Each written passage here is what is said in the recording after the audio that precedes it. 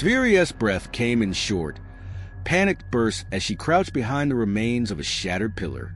The ruins of her crashed diplomatic vessel smoldered in the distance, casting eerie shadows across the barren wasteland. Her sleek silver skin shimmered faintly in the dim light, bioluminescent patterns flickering with fear.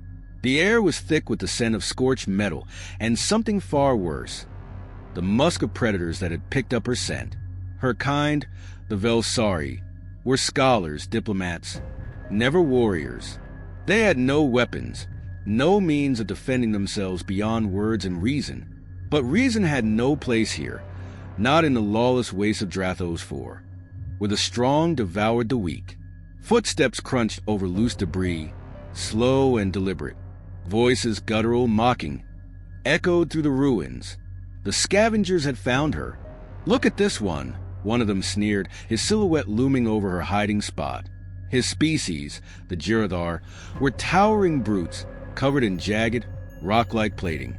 A delicate little Velsari, all alone. No weapons, no fight in her. Prey. Another chuckled darkly. "She won't even run. They never do. Makes it easier." Tveria's muscles locked, her mind screaming for her to flee, but she knew it was useless. Even if she ran, they would catch her within seconds. Her people weren't built for this. They had always relied on diplomacy, on alliances. But here, there was no one to bargain with, no one to save her. A Girardar reached for her, claws scraping against the cracked stone. She closed her eyes, bracing for the inevitable. Then a new sound. A sharp, thunderous crack split the air. One of the Girardar grunted in surprise before collapsing, a smoking hole where his head had been. The remaining scavengers whirled, weapons raised, scanning the darkness. Another shot rang out, and a second Girardar dropped. The leader snarled, his heavy footsteps retreating as a shadow moved through the ruins. Tveria's eyes widened as she saw him, a lone figure, clad in worn, battle-scarred armor, stepped into view. His stance was casual, almost relaxed, but his eyes were locked onto the remaining Girardar with a predator's intensity. A sleek projectile weapon rested in his grip, smoke still curling from the barrel. A human. Tveri had heard of them. Her people spoke of their aggression, their endless wars, their brutal survival instincts. They were feared across the galaxy, barbaric, relentless, untamed. Yet this one stood before her, calm and calculating, like a seasoned hunter protecting its territory. The last Girardar hesitated, then roared, charging at the human. The response was instant. The human sidestepped effortlessly, grabbed the alien's outstretched arm, and used its own momentum against it. A sharp crack followed as the brute's body hit the ground. The human didn't waste a second.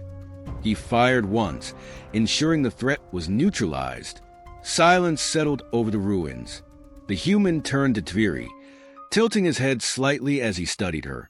She expected hostility, maybe even indifference. Instead, he offered his hand. "You're safe now." The human stood motionless for a moment, his eyes scanning the ruins as if calculating every possible threat. Tveri hesitated, her mind struggling to process what had just happened. Humans were supposed to be reckless, dangerous beings. Yet this one had moved with precision, striking only when necessary. There was no unnecessary violence, no rage, only control. She remained frozen as he took a step toward her, his armored boots crunching against loose debris.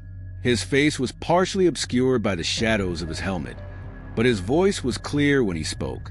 "You hurt." Tveri blinked, her bioluminescent markings flickering with uncertainty. No one had ever asked her that before, not in this way. The Girardar only saw her as a target, even among her own kind. The idea of direct physical protection was unheard of. She managed a small shake of her head. "No, I..." A low growl rumbled in the distance. The human's posture shifted instantly, his body tensing, ready for action. Without a word, he stepped past her, placing himself between her and whatever lurked in the darkness. Tveri expected a command, a warning, something harsh, something cold. Instead, his voice was calm. "Stay close." She obeyed without thinking. His presence, though unfamiliar, felt oddly reassuring. He moved with quiet confidence, scanning their surroundings as they advanced through the ruins. "You're sorry, right?" he asked without turning his head. Tviri hesitated before answering. "Yes." The human let out a small breath, almost like a chuckle. "Figures. Always heard your people avoid planets like this. What are you doing here?" She swallowed. "Diplomatic mission. Our vessel was attacked during descent. We didn't expect." She hesitated, glancing at the remains of her ship in the distance. "This..." The human nodded as if it was exactly what he had expected. "Never expect a fair fight out here. You're lucky they didn't find you first." His words sent a shiver through her.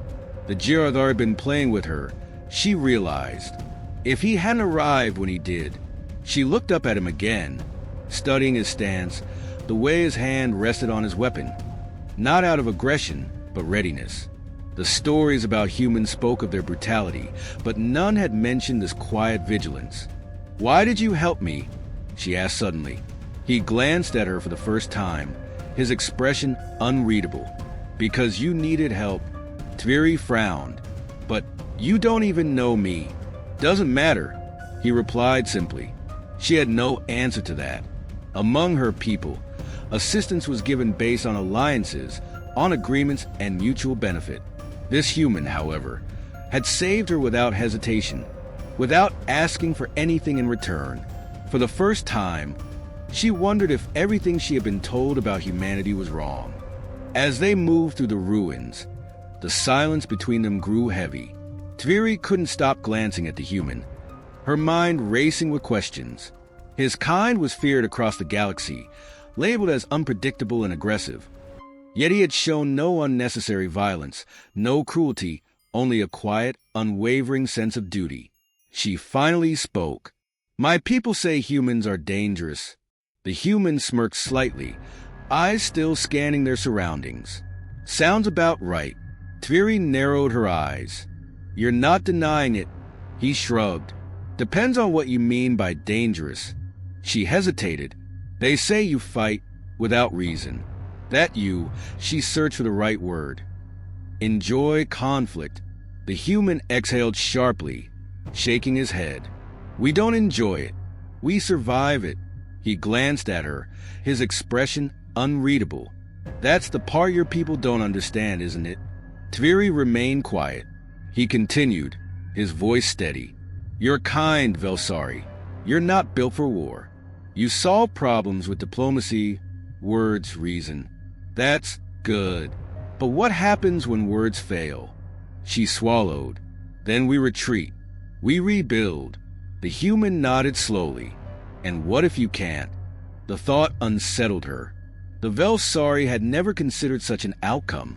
They prided themselves on their ability to avoid destruction through negotiation. But here, on this lawless world, she had seen firsthand what happened to those who could not fight back. The human gestured to their surroundings. "This galaxy isn't fair. Some beings only understand strength.